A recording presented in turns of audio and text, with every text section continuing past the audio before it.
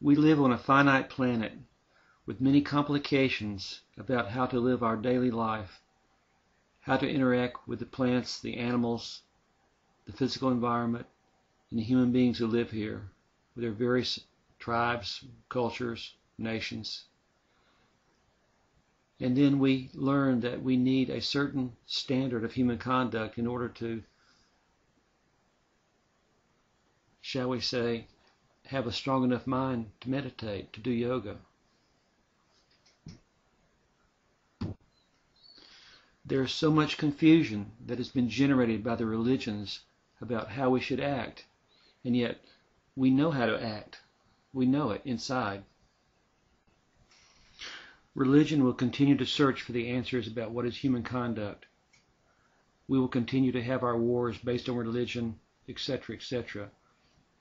But we know what is truly the cardinal human values. There is no favoritism when it comes to the cosmic consciousness and to learning the truth about what it is to be truly human. So you want to do the meditation of the inner circle of yoga. It is the same meditation that has been done for so many years, thousands of years.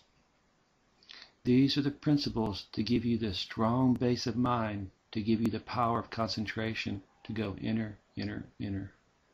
Again, I say, on your self-discovery, bon voyage.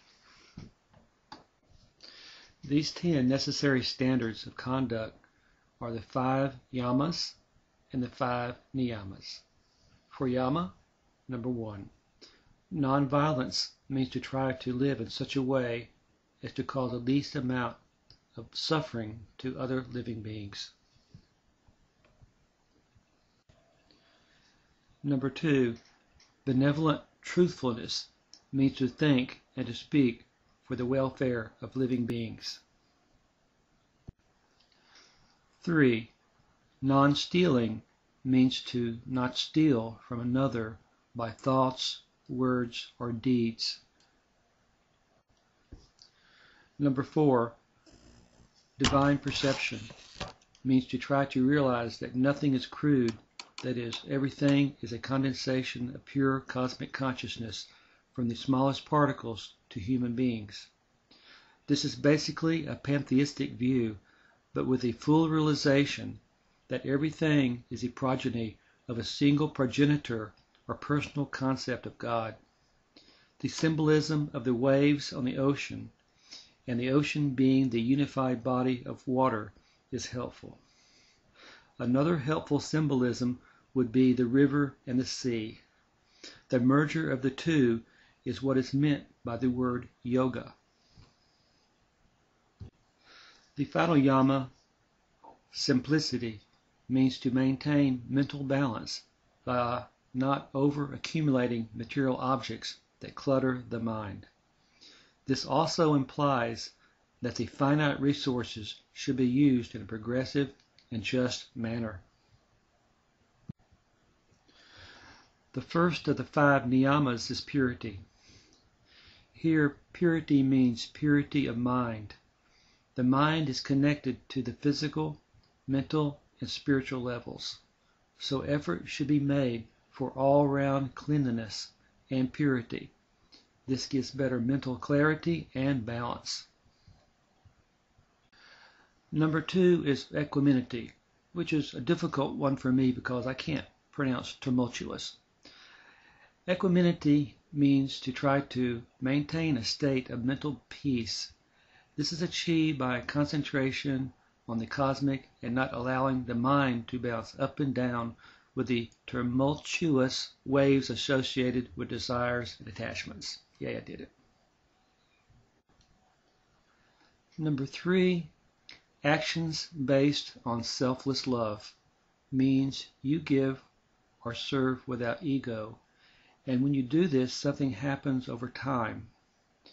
There comes a purity of mind, a contentment and feeling of compassion and love for all beings.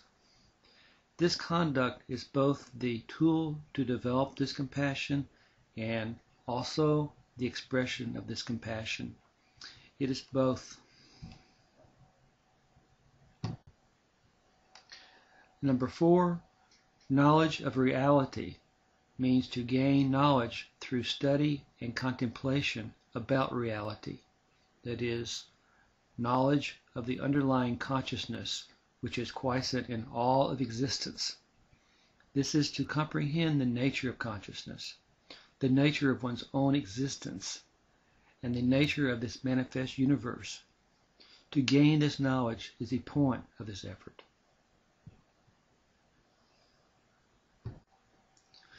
And finally, the last of the niyama, number 5, remembrance of God, means to truly gain real knowledge by ideation upon the infinite entity. Everything can be traced back to a single origin, God. So this ideation is a focusing or concentration of the mind on this controlling point of the entire universe. The underlying unity of the manifest universe is nothing but this unfathomable cosmic consciousness. The effort to think upon that with mind and heart is the final part of human conduct.